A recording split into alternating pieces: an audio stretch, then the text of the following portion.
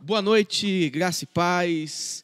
Sejam todos muito bem-vindos. É um prazer estar com todos vocês para mais um encontro, um tempo tão gostoso e precioso de leitura da Palavra de Deus. É bom estar com vocês, é bom estar com você, meu amigo Wagner. Boa noite. Bem. Boa noite, graça e paz aos irmãos, às irmãs, os amigos e amigas. Bem-vindos mais uma vez, para a nossa leitura comunitária do Evangelho de Marcos. Avançamos mais um pouquinho hoje, chegamos no capítulo 14. Estamos no sprint final, hein, meu?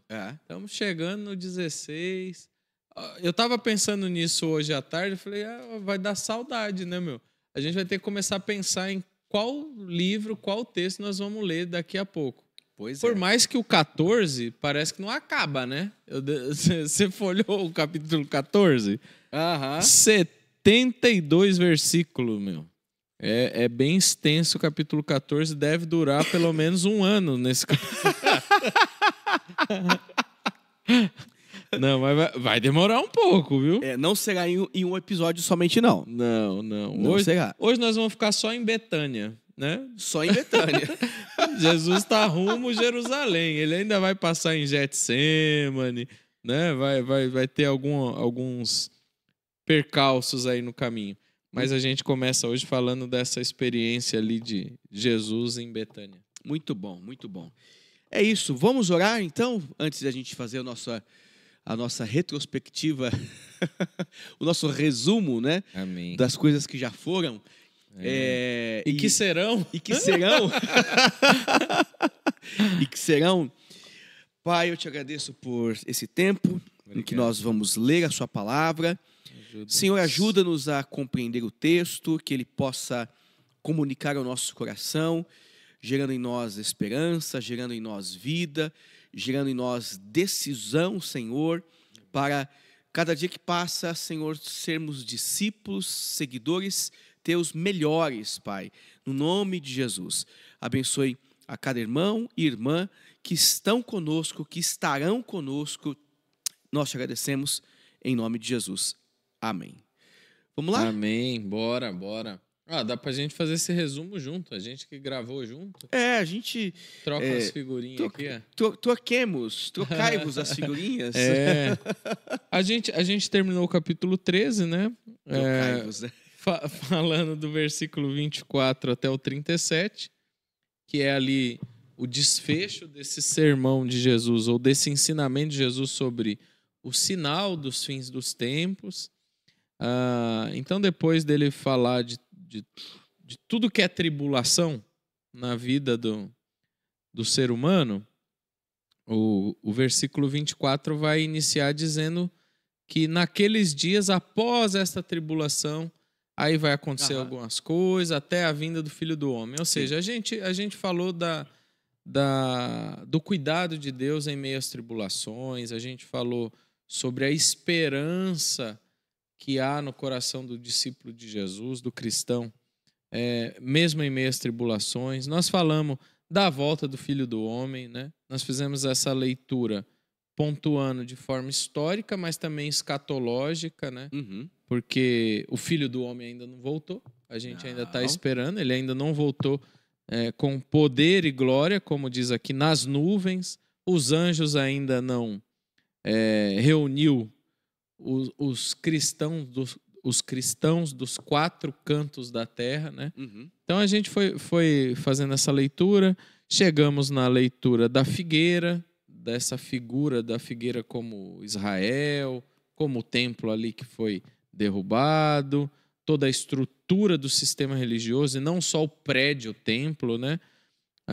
E por fim a gente falou ali que do dia e da hora ninguém sabe, e falamos da ilustração que Jesus nos traz sobre o homem que sai de viagem, põe seus servos para trabalhar, e aí a gente interpreta como o Jesus que se afasta, né, que sai de cena, Sim. que entra para sua glória depois da ressurreição, mas que deixa uma missão para nós, igreja, discípulos de Jesus, que é continuar o ministério que ele iniciou de anúncio do evangelho, de salvação, de mudança de vida.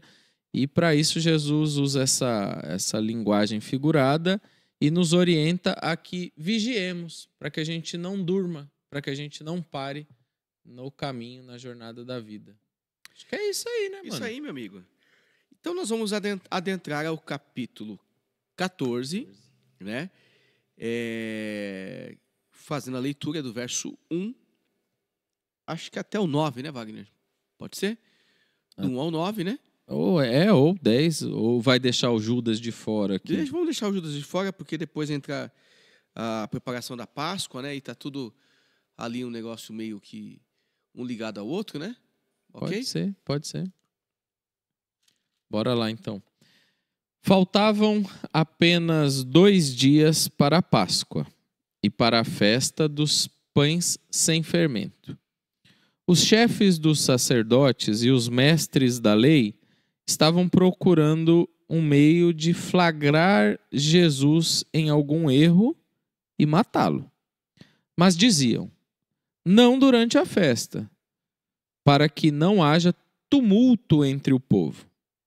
Estando Jesus em Betânia, reclinado à mesa na casa de um homem conhecido como Simão o leproso, aproximou-se dele certa mulher com um frasco de alabastro, contendo um perfume muito caro, feito de nardo puro. Ela quebrou o frasco e derramou o perfume sobre a cabeça de Jesus. Alguns dos presentes começaram a dizer uns aos outros indignados: por que esse desperdício de perfume? Ele poderia ser vendido por 300 denários e o dinheiro ser dado aos pobres. E a repreendiam severamente.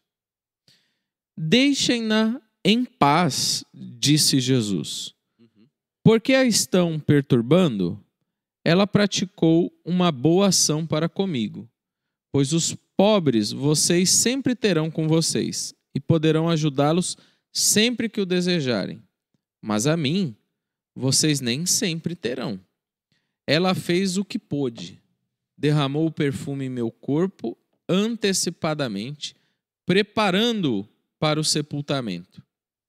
Eu lhes asseguro que onde quer que o evangelho for anunciado, em todo o mundo, também o que ela fez será contado em sua memória.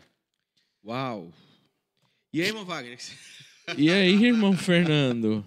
Faltavam apenas 2 dias para a Páscoa. O que você tem a me dizer desses 2 dias que faltavam para a Páscoa? Pois é, esse povo estava tudo celebrando aqui, né? Um tempo de celebração. Se preparando. Alguns se preparando para o bem, outros se preparando para o mal. E essa celebração tem a conotação de libertação, né? A Páscoa aponta para a libertação do povo judeu.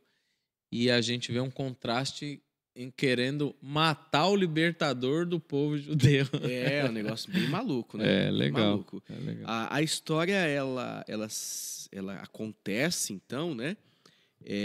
Dizendo aqui em Marcos que 2 dias depois seria celebrado a Páscoa e a festa dos pães sem fermento, né? É interessante que esse período de Páscoa, né? O período em que eles ficam ali, cerca de 7 dias, né? Se não me engano. Né? 7 dias de festa. São 7 dias de festa. Na celebração da Páscoa, que é... O que é Páscoa? A palavra Páscoa quer dizer passagem, né? Sair de um ponto, de uma situação e saltar para outra situação. É um salto que aconteceu com o povo hebreu, né? Saindo do Egito, ao sair do Egito e ir para o deserto e atravessar o Mar Vermelho, eles vivem este salto, essa passagem. Então é uma festa celebrativa que tem esse objetivo de trazer à memória o acontecimento da libertação do povo hebreu do Egito, né? A saída do povo hebreu do Egito. E durante esse período, eles estão também vivendo a festa dos pães sem fermento, que está dentro desse processo de Páscoa, mas tem uma conotação interessante, porque os celebrantes, né, começarem a festa e passarem a se alimentar somente dos pães, né, sem fermento, existe uma figura por detrás disso que indica esse rompimento com o passado cruel do Egito, indicando para um novo começo fora do Egito. Isso é bem legal como tradição e como representação de uma festa que traz esse sentido, né? Para a aplicação do porquê que eles estavam fazendo ou faziam, né? essa celebração, né? E é o momento, então, que todos os sacerdotes, os principais sacerdotes e escribas, né, estavam reunidos numa festa que tinha o objetivo, então, desse rompimento com o passado, indicando novos começos. Era uma forma de tratar do coraçãozinho, dizer, olha, vamos deixar a crueldade, vamos começar a fazer o que é bom.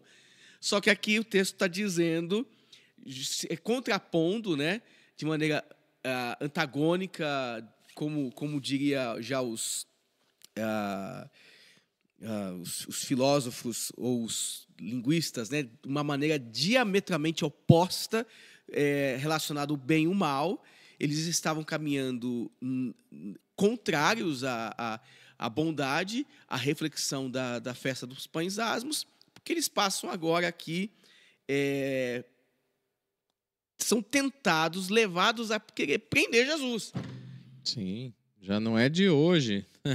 Só que o texto aqui vai dizer, acho que me parece que quanto mais próximo do acontecimento, morte de Jesus, mais as palavras se tornam claras em relação às intenções. Sim. Porque chega o ponto, o momento que eles vão fazer isso.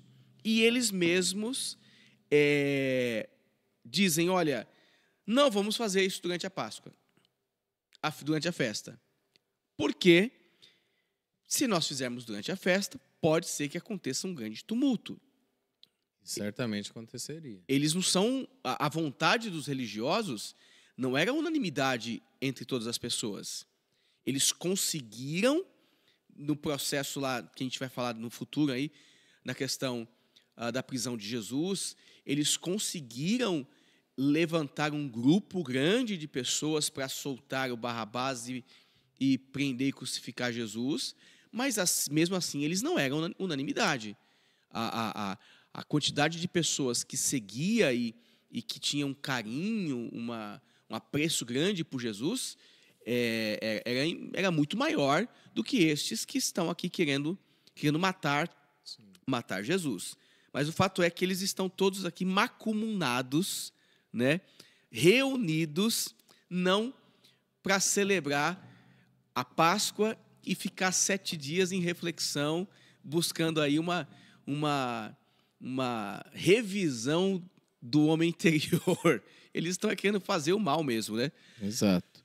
Não, tá claro, eles queriam flagrar Jesus em algum erro e matá-lo, né? O texto é claro nesse sentido. Pegar Jesus em algum engano.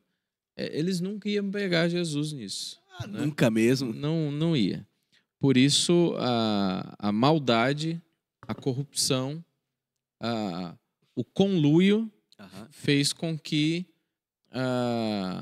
eles prendessem Jesus, né? Os mestres da lei, os chefes dos sacerdotes, e tiveram uma ajudinha de um dos discípulos, né? A gente não leu o versículo, mas o versículo 10 vai mostrar o Judas aí, que acaba cedendo às estruturas do sistema religioso.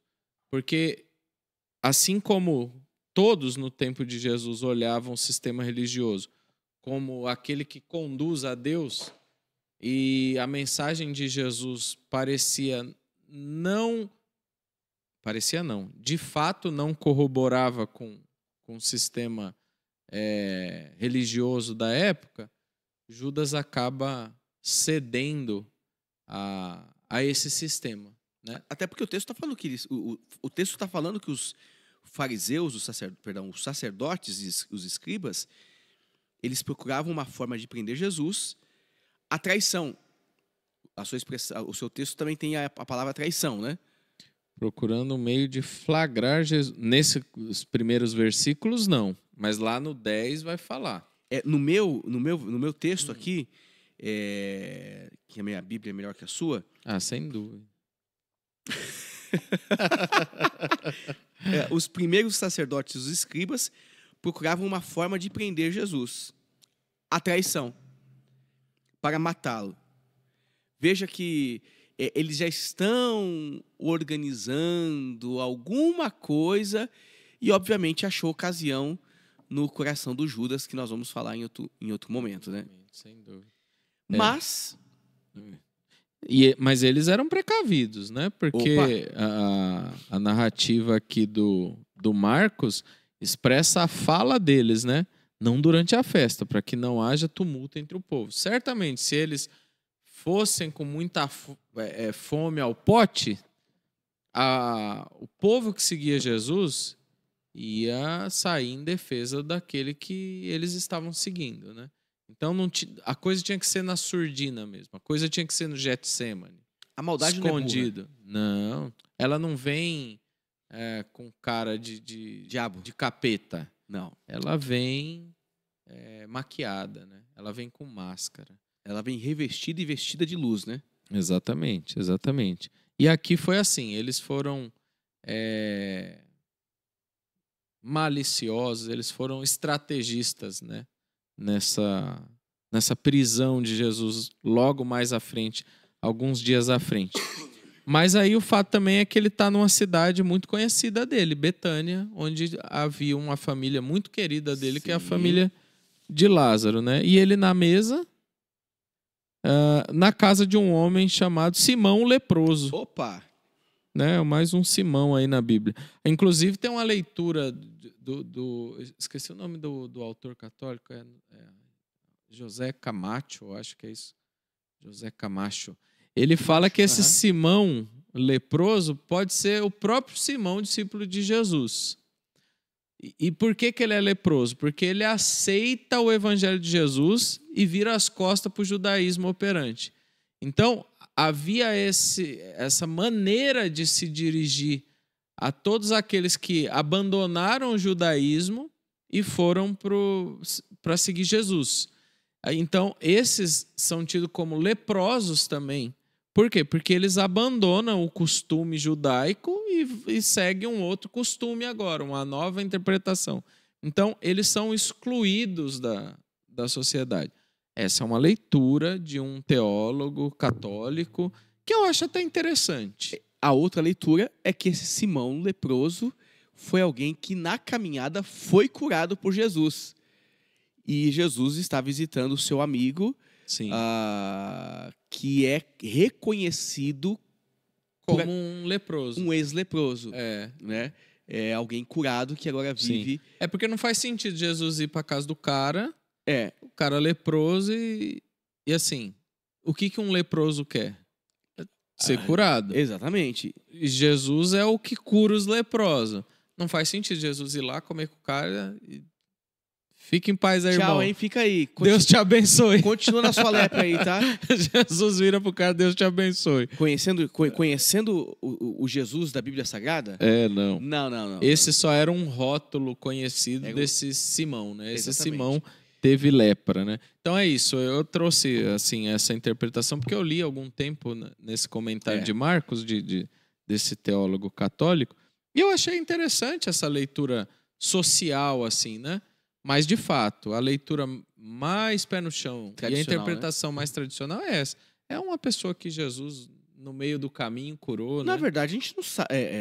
Os teólogos, eles não sabem exatamente como se deu o título.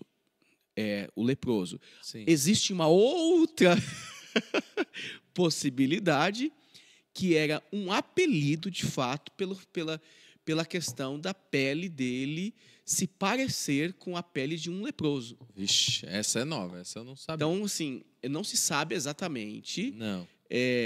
se ele foi um leproso, se ele foi apelidado como, ou se ele foi visto como, aí utilizando a sua interpretação também, sua proposta, alguém leproso por ter saído do judaísmo e deixado, né, para seguir Jesus, né? A gente não sabe exatamente, mas o fato é, ele não era um leproso. Sim. Neste momento. E o título aqui de leproso é a mesma coisa que excluído. O Simão excluído. O Simão marginalizado, né? E Jesus está na casa desse homem em Betânia. Legal. E aí acontece que uma mulher, o texto vai dizer que uma mulher se aproxima dele com esse frasco de alabastro, contendo um perfume muito caro de nardo puro. Ela quebra o frasco e derrama o perfume sobre a cabeça de Jesus. Então tem uma cena aqui muito poderosa, né? Demais. Numa reunião, possivelmente, quase que hegemonicamente masculina, chega uma mulher, né? E quebra esse vaso aí, esse perfume. E esse é um ato de extrema adoração, né? É um ato de reconhecimento da divindade de Jesus, do messianismo de Jesus. Sim. Né? Porque esse é um ato de honra, esse é um ato de entrega. Né? Então ela presta um culto a Jesus, sem que Jesus peça nada. Ela reconhece o Filho de Deus, o Filho do homem, né? Para usar a expressão do texto anterior. Ela reconhece e presta esse culto a Jesus na casa do Simão. E é tão interessante, né, que se nós pensarmos nessa mulher como esta pessoa que oferece o culto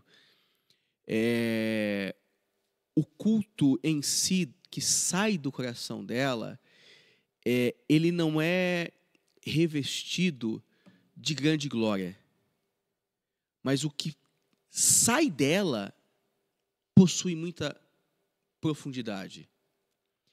E aí eu estou usando o simbolismo do vaso de alabastro versus o conteúdo, que é o nardo. Sim. O vaso é um vaso simples. Ele não é um vaso caro.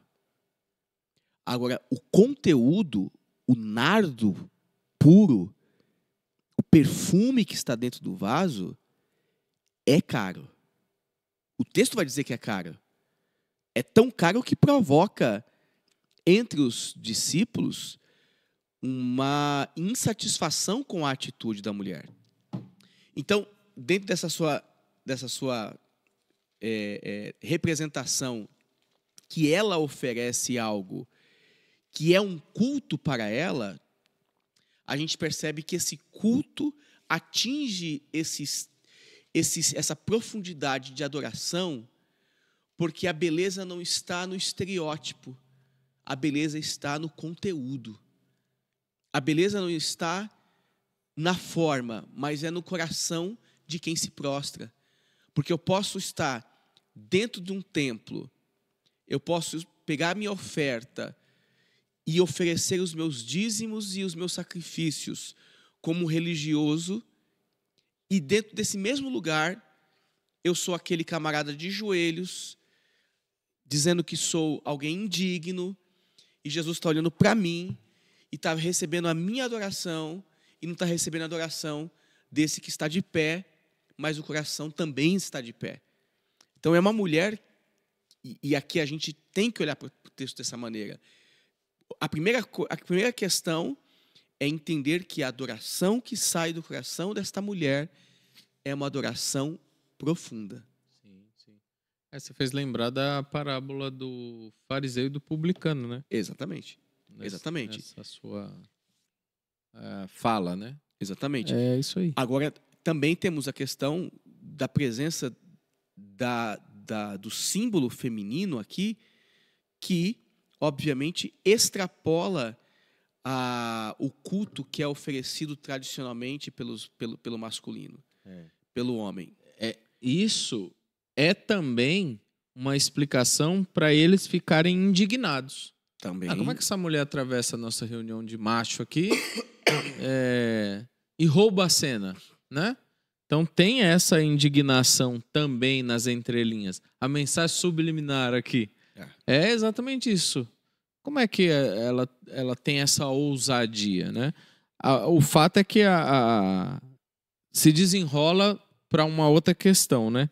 Por que o desperdício desse perfume? O coração que rouba a cena é o que se dobra, né? No entanto, Jesus tem uma fala sobre isso maravilhosa no desfecho, né? Versículo 8 ou 9 ali no final. Que, onde o evangelho for... Calma. Só uma queimadinha de largada rápida. Calma. Por conta disso. Você pôs a bola na marca do pênalti e não quer que eu chuto? Aí eu chuto, né, não, Daltão? Calma. Eu jogo bola, caramba. Mas é tão bonito você perceber esses rompimentos, essas quebras de paradigma, né? A quebra de paradigma no sentido da mulher dentro do culto, tendo voz. E gente,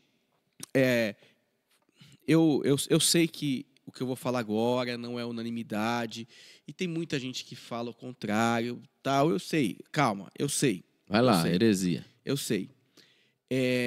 Eu sei que tem muita gente que olha para o texto e diz que a Bíblia é um texto machista. Eu sei. Olhando daqui para lá, eu sei. É isso mesmo.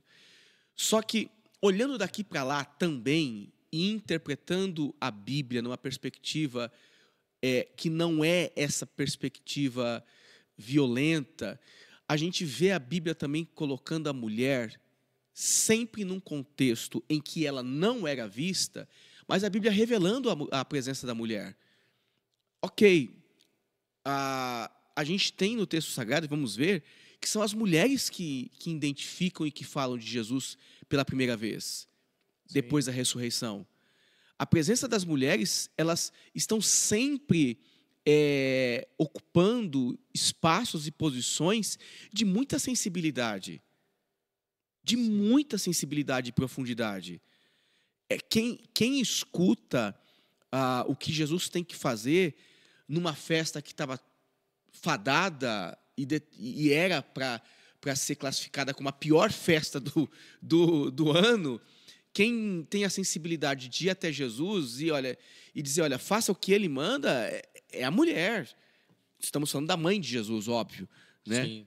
Então, a presença feminina na história da Bíblia é uma presença salvífica, é uma presença redentora. Ela tem um processo redentivo. Sim, e principalmente no Novo Testamento, né, Fê? Principalmente. No Novo Testamento, isso é mais claro por meio de Jesus, que começa a colocar a mulher em evidência, a trazer dignidade à mulher e a tirar ela desse posto que a sociedade colocou de cachorro. No Antigo Testamento, a gente também tem alguns elementos que a gente não faz essa leitura. Inclusive, tem muitos teólogos, inclusive não teólogos, mas teólogas, fazendo essa leitura do Antigo Testamento na perspectiva feminina, e uma delas é a professora Lilian, que você conheceu, e ela está escrevendo e lançou um livro recente sobre o tema da presença feminina, e ela traz um outro olhar para estas mulheres no Antigo Testamento e o quanto elas foram relevantes. E, de fato, elas também têm uma ação redentiva no Antigo Testamento. Por exemplo, você pega a Zípora, né, esposa de Moisés. Moisés estava quase se lascando todinho. Quem oferece sacrifício por Moisés não foi o Jétro. Sim. Foi ela mesma, né? Sim. E entre tantos outros episódios de mulheres... Ruth, Esther... sem contar esses mais emblemáticos, Raabe, né? É que essas citações são pontuais. No todo da sociedade, a mulher não tinha voz. Aí tô falando do texto bíblico, né? No texto bíblico, você tem sempre essa presença acontecendo, meio que rompendo com uma lógica que não pertencia ao seu tempo. Com o status quo. Meio que rompendo. Então, volto a dizer, eu sei que para algumas pessoas vão dizer que a Bíblia tem uma conotação machista, não sei o que lá, não sei o que lá. Olhando daqui para tudo que você olha de um ponto com base em pressupostos, você vai enxergar aquilo que você tá se propondo, porque você está querendo ver aquilo. Sim. E outro, o texto bíblico não precisa de advogado, não. É o que está posto aí. Agora, as interpretações exatamente. É que variam e que dá margem para isso, né? É muito bonito você ver, então, você vê nesse texto essa mulher com este coração, com esta prática, com essa ação, que ela se torna um modelo. Não é uma história, e aí de novo derrapando na curva e acelerando, queimando largada. Como você já fez isso, tem o direito. Agora você é a réplica. É um pouquinho. Já que nós estamos em época de debates políticos. Não, sai fora. Aí é resposta, é tréplica. Não, nem coloca na mesma página, porque já me dá asco já, né? Já me dá asco. O fato é que nós temos essa mulher sendo colocada na história, não só porque ela é mulher, mas por conta da sua atitude. Então, você tem aqui o texto inserindo a mulher, mas, ao mesmo tempo, o texto está colocando a atitude da mulher para além do seu sexo, do seu gênero. Sem dúvida. Para além, porque vai se tornar um modelo isso aqui. Sim. Quer dizer, e quando memorial, né? E quando a gente fala do feminino, a gente leva mais para uma leitura sociológica. Não feminista no sentido de militância, né? Sim, acho que é essa a questão. Sim, é uma leitura sociológica que acaba esbarrando nesses conceitos ideológicos de feminismo. Exato. Mas a leitura, ela é sociológica. Quando a gente coloca esse ingrediente a mais na nossa leitura, é para fazer a leitura do contexto. Maravilhoso. Mas, de fato, o que extrapola a leitura social é a leitura comum e a leitura teológica desse significado, porque é Jesus que vai dar testemunho desse ato de adoração. Exatamente. Não só eu, não é você, né, com toda a sua sapiência. É Jesus. É Jesus. Eu não posso tossir, vou tossir. E é interessante, Fê, para a gente caminhar um pouquinho mais aqui, que esses indignados, eles falam do desperdício do perfume, e era um perfume caríssimo, porque o Marcos vai trazer a informação, ele poderia ser vendido por 300 denários e o dinheiro ser dado aos pobres, e ficaram bravos, repreenderam ela. Imagina essa cena, porque a gente lê, só lê, e repreenderam severamente. Cara, quando tem esse severamente, é porque de alguma forma esses caras falam, você tá maluca? O que você tá fazendo? Né? Ofendendo, você tá doida? Que ideia é essa de jirico, né? Não, foi uma repreensão, assim. O que Jesus silencia eles, né? E assim, não era algo barato. 300 denários... 300 dias de trabalho, não é? É um valor que para o povo pobre, camponeses, o povo... Era muito dinheiro. É muito dinheiro. Era muito dinheiro. É muito dinheiro. E olha que interessante, ela não se importou com isso não, cara. É como você pegar... Imagine só, a gente está trabalhando o ano todo, aí fala assim, pega lá, guardei tudo que eu tinha aqui de dinheiro, a cada dia eu pegava uma moedinha, guardava. Pegou o cofrinho e foi lá e comprou o melhor nardo, usou o melhor nardo. Esse detalhe que eu apresento, que eu toco aqui, Wagner, é importante, porque às vezes a gente acha que o preço, o caro estava no vaso, mas o caro está no conteúdo. O caro está no conteúdo, não está no vaso. Sim. O vaso era comum. Se você pegar dá um Google aí. Alabastro. Alabastro. O vaso de alabastro é um vaso comum ou é um vaso caro? Todo mundo vai dizer que é um vaso comum. Um vaso barato. O que é caro é o conteúdo. O que encarece é o conteúdo. Gesso. É gesso. Argila, né? E calcite. Calcite, isso, essa palavra. É gesso e calcite, né? Então, este é o ponto. Esse é o ponto. Chegou. Acabou, gente. Esse é o ponto. A nossa relação com o nosso culto, a nossa relação com a nossa adoração e com a adoração que a gente presta a Deus, o valor que se espera, de fato, é no que está aqui dentro. É no que nós produzimos. E o que nós produzimos não é só um momento. É o que a gente reúne o ano todo. Porque esses 300 denários, que é o poupar de um ano, nós estamos falando também dos esforços de um ano. O trabalho de um ano. Então, o que foi oferecido em um dia refere-se ao que possivelmente foi poupado 300 dias. 300 dias. Então, dentro dessa lógica, a adoração não se concentra no que eu fiz hoje, mas e sim naquilo que eu executo durante a vida.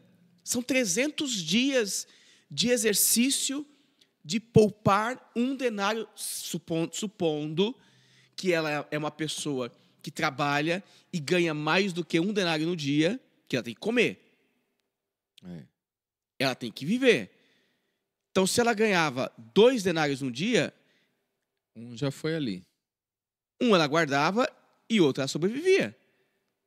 E aí ela pega 300 dias de esforços, isso é, se ela conquistou em 300 dias, pode ser que um dia ela conquistou em 10 denários. Sim. Aqui a gente está... o texto mensura o valor, né? Só o valor, não dias. Mas eu estou colocando os dias. Sim. Não, porque um denário se refere a um dia. Então exatamente. Dá 300 dias. Então, pensando nisso, é uma vida. É um tempo de vida. Você pegou parte da sua vida e diz, olha, eu me esforcei aqui, só que aqui eu interrompo o meu esforço para dedicar a você, para oferecer a você. Cara, isso é muito profundo. É por isso que ela é lembrada. Mais uma vez, não é a gente, é Jesus que fala. Onde o evangelho, onde a minha mensagem for anunciada, ela vai ser lembrada, né? Porque depois dessa repreensão severa desses que são contrários à adoração a Jesus, porque eles são contrários. Nós estamos falando de uma classe de pessoas que adoram, representada por essa mulher, que há uma discussão se é Maria, né, irmã de Lázaro. Exato. Ou não, porque o Evangelho de João vai falar da mulher que quebra o vaso de alabastro e lava os pés de Jesus e enxuga com seus cabelos. Se é o mesmo episódio Se é o mesmo episódio ou não. Aí, tanto faz. Para a gente não é o escopo da discussão, não é uma leitura teológica. É uma leitura comunitária. Então, essa mulher faz isso, ela é repreendida, mas na sequência soa uma voz que eu acho que é muito suave e muito bonita de se ouvir e que eu acho que a gente deve grifar nas nossas Bíblias, que é Jesus dizendo, deixem-na em paz. Né? Há momentos e circunstâncias da vida, não só dessa mulher, nós estamos no texto da mulher, mas eu abro um parênteses e fecho rapidinho. Tem circunstâncias da vida que ouvi Jesus dizer para nós, fique em paz, ou que as multidões ouçam, deixem ele em paz.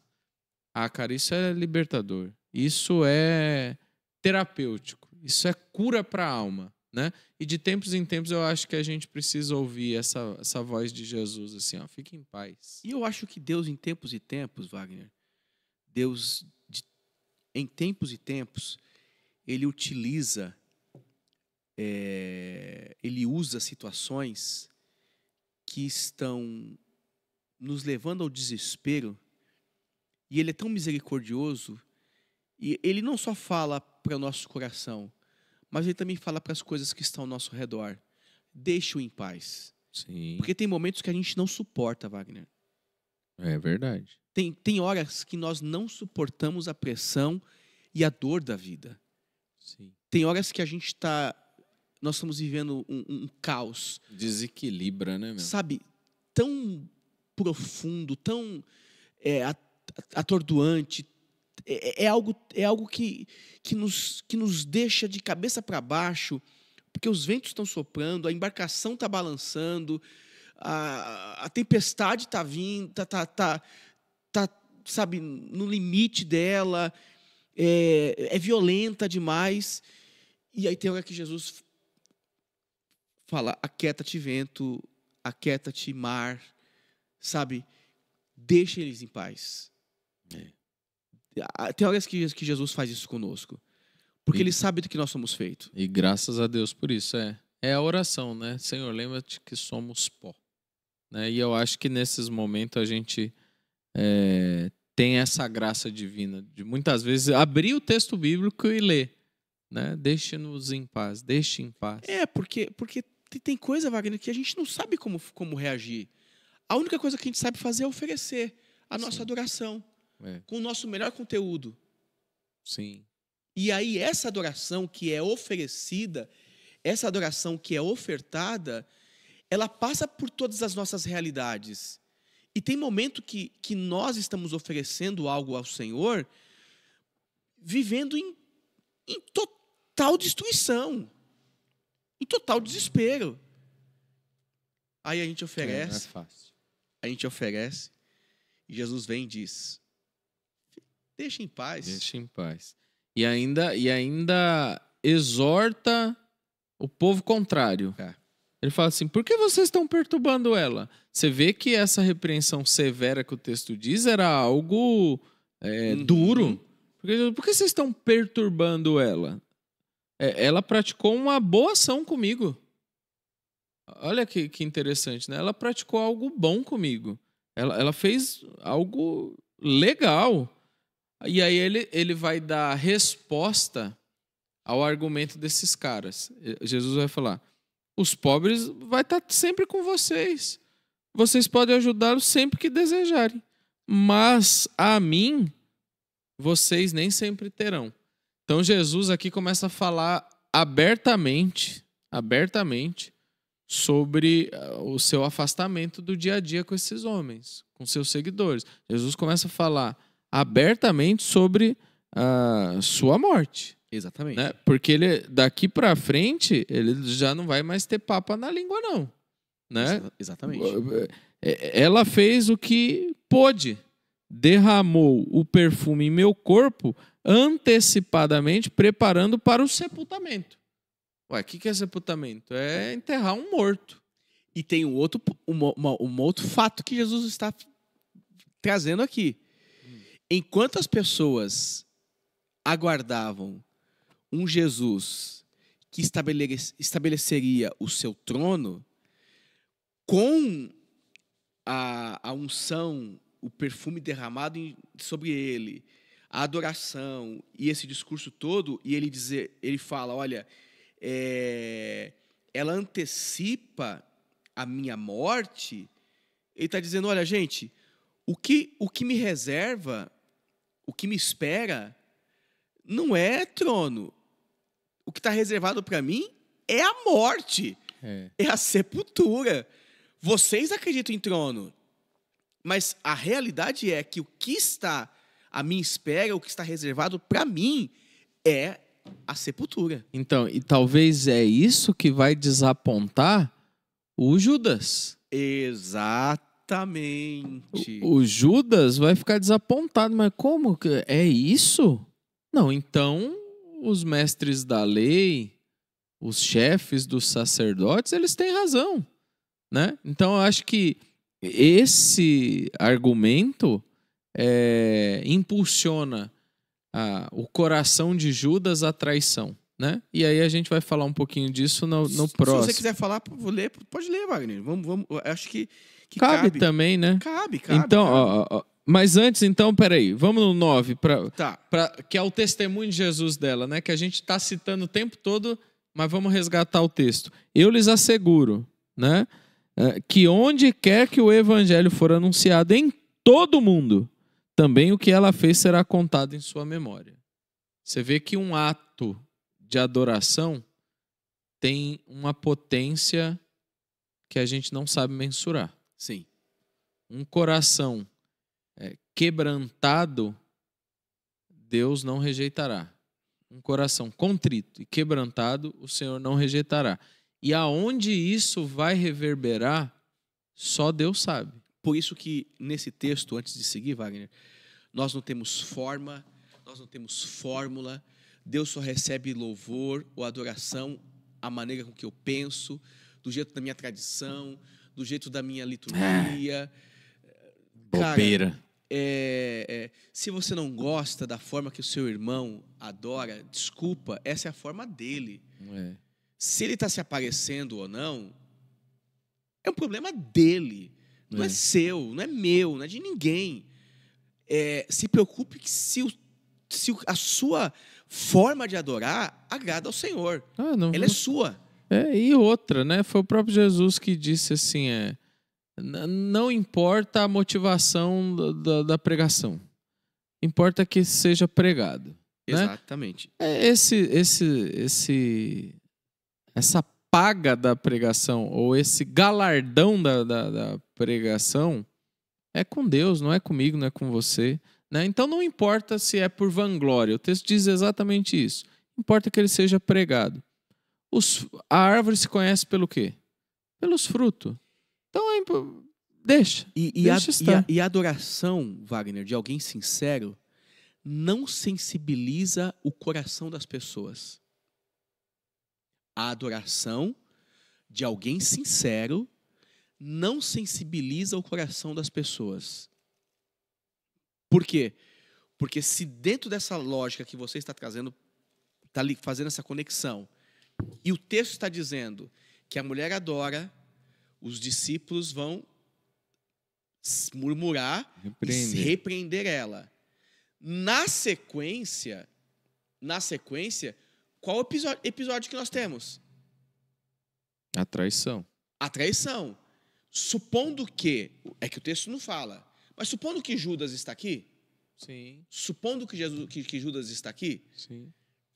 Se a adoração da mulher não conseguiu sensibilizar o coração dos discípulos que enxergaram desperdício, quanto mais o coração de Judas. Sim. E na boa, a adoração sincera não é para sensibilizar nenhum coração humano mesmo. Ela é para atingir o coração de Deus. Exatamente. É para Ele, né? Então, quando a gente adora para Ele, o culto é para Ele, a adoração é para Ele. Isso pode reverberar em glória a Ele na comunidade, por exemplo? Lógico que pode, desde que todos estejam na mesma sintonia, na mesma dimensão, no mesmo manto, no mesmo espírito, exato, no mesmo espírito, né? Que não é o fato aqui. Que aí, no entanto, reverbera no desfecho do versículo 10. Então Judas Iscariotes, um dos 12, dirigiu-se aos chefes dos sacerdotes a fim de lhes entregar Jesus. A proposta muitos alegrou. Olha assim, o maldoso colocando a cabo a sua maldade, ele se alegra. Olha que miserável. E lhe prometeram dinheiro. A preocupação deles não era o dinheiro. Aqui, ó, você vai ter dinheiro. Entrega ele para nós, você vai ter dinheiro. Assim ele procurava uma oportunidade para entregá-lo. Nós não estamos dizendo que o episódio anterior resultou na ação do Judas. A gente não está dizendo que Não diretamente, assim, né? Não é a justificativa, não é a explicação. Mas que possivelmente frustrou. Jesus falar de morte, de sepultamento, aí sim, frustrou a ideia do Judas de que Jesus seria o Messias guerreiro, bélico, autoritário, que destituiria Roma. Isso sim. E isso impulsionou ele a falar, não, a gente não pode perder essa estrutura. Não, os chefes dos sacerdotes, os escribas, eles têm razão. A gente tem que manter essa estrutura. Então, talvez a fala de Jesus sobre morte não agradou. Não agradou. Não é esse Messias que a gente espera. Por mais que Judas entenda que Jesus é uma pessoa boa, mas ele dá um passo para trás em relação ao Cristo, ao Messias. Porque quando os sacerdotes, os mestres da lei, os sumos sacerdotes, fazem o que fazem com Jesus, há um remorso muito grande de Judas, né? A gente conhece a história. E tem um dos evangelhos que vai falar que ele chega nos caras e fala, não foi isso que a gente combinou. Né? Ele esperava um açoite, alguma coisa, mas não a morte, né? E é tão legal esse texto e você perceber esses... me parece que são duas situações, uma contrapondo a outra, não é? Sim. Você tem essa sensação? A história da mulher, ela contrapõe o coração dos discípulos e a ação de Judas aqui nesse momento. Porque aqui é uma história, então, de alguém que se esvazia, que entrega. Nós temos, do outro lado, os discípulos que estão buscando, de alguma forma, fazer o bem para os pobres, mas justificando a dureza dos seus corações por não entender a atitude da mulher. Eles estão justificando a dureza do seu coração ou dos seus corações por não entender a atitude da mulher. Logo, você tem também aqui no texto o Judas também tratando e se valendo de questões que envolviam a matéria, o dinheiro, o rendimento, a ganância humana. Né? Então, a todo momento você tem um grupo de pessoas olhando mais para coisas do que para a ação daquela mulher que é tão simples. E que Jesus vai dizer, olha, vocês não foram capazes de fazer isso por mim. Em Mateus ele fala mais sobre isso, né? Vocês não foram capazes de fazer isso por mim. Ela praticou uma boa ação comigo. E vocês?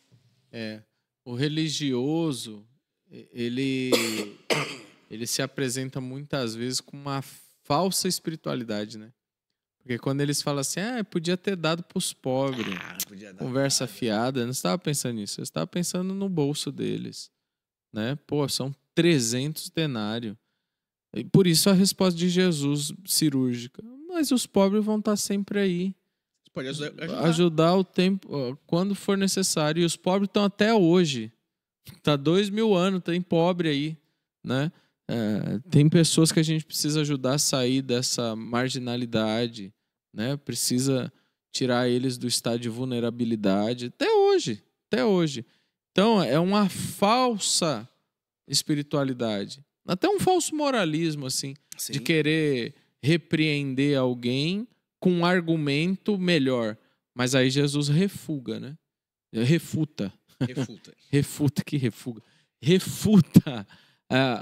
essa interpretação dos religiosos e diz, não, o ato dela vai ser lembrado em todo mundo enquanto o evangelho for pregado. Porque é sinônimo, é exemplo de uma verdadeira adoração. É aquela entrega sem reserva.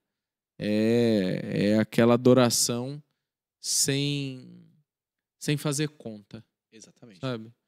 E eu acho que é isso aí, Fê.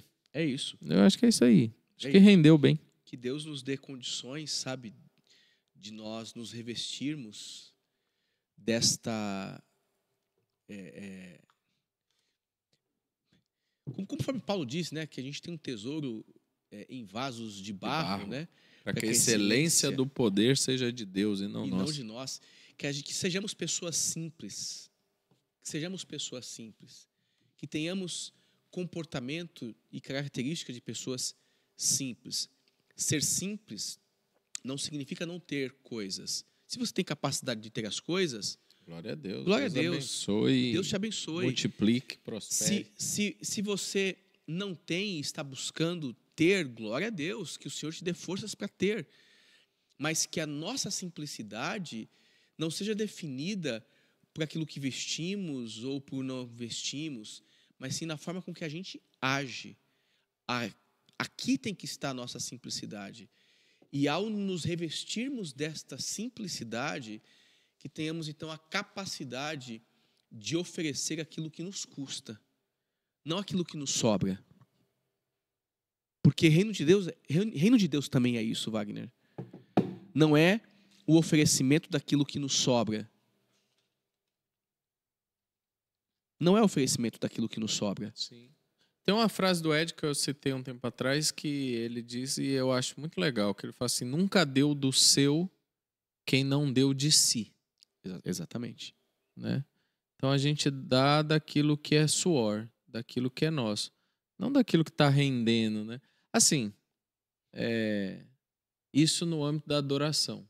As pessoas podem contribuir do jeito que quiser, é lógico, levando para esse lado da contribuição, né?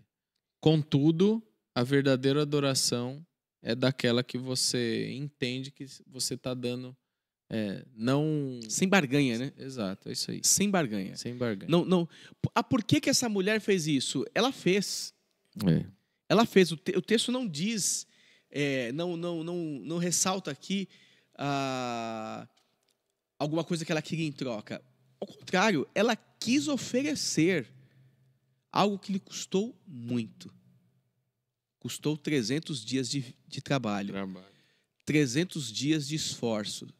300 dias que alguém poupou ali o seu dinheiro da comida do dia para dedicar ao Senhor.